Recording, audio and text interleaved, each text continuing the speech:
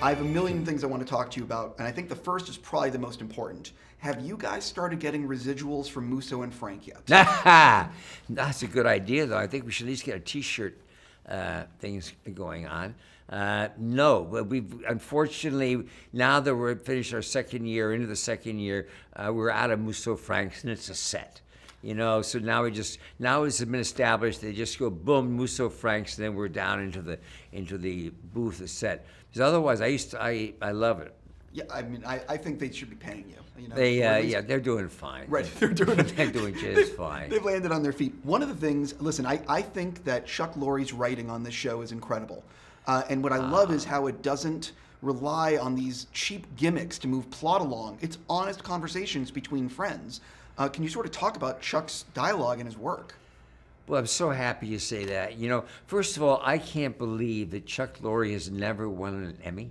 Yeah, it's crazy. I mean, I don't know quite who he's pissed off or what, but he's just so damn talented. I mean, the script, they just sent it to me, and it was the last thing I was saying, I'm not doing a half-hour comedy on television. And I read this, this is great writing, man. This is such good writing. I mean, forget feature films. This is just really great writing.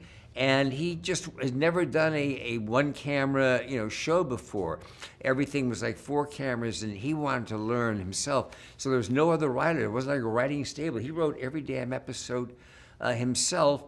And I used to ask him, and he didn't know where one episode was going to go to the next until he finished it.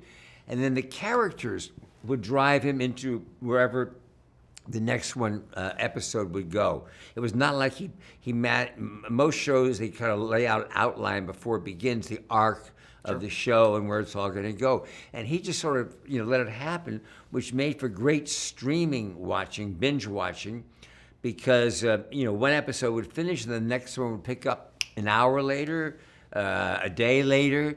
So he was, full flow. But I'm glad you said that, because I think his writing has been spectacular. The thing that, you mentioned it a little bit, but I learned it today that I didn't realize he doesn't know where the next episode, like he's on set watching you guys work, and then he decides, okay, now I know what episode 3 is going to be. Exactly.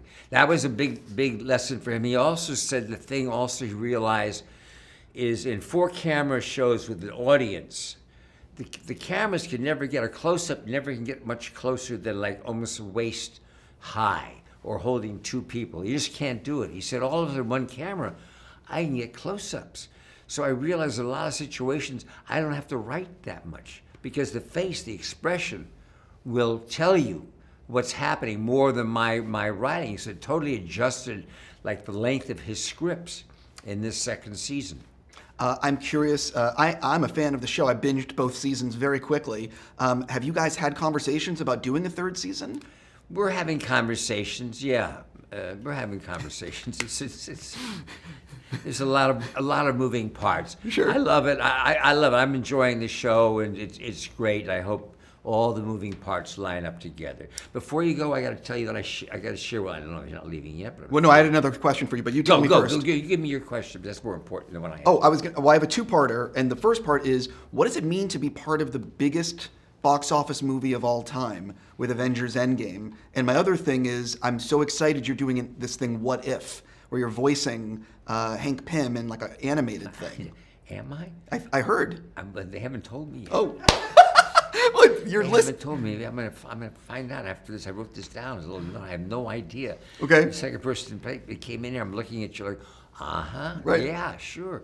As far as the one, that'll be a little asterisk, which I'll be able to keep by my name. Let's just say, if you saw the biggest grossing picture in the history of business, you might catch me for a brief moment in the whole cast that's up there. But it's pretty cool.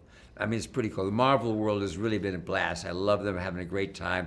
We're starting a 3rd one beginning in January 21 is our date for starting another Marvel. And as far as Netflix, what I wanted to say was I have another series that I'm doing for Netflix.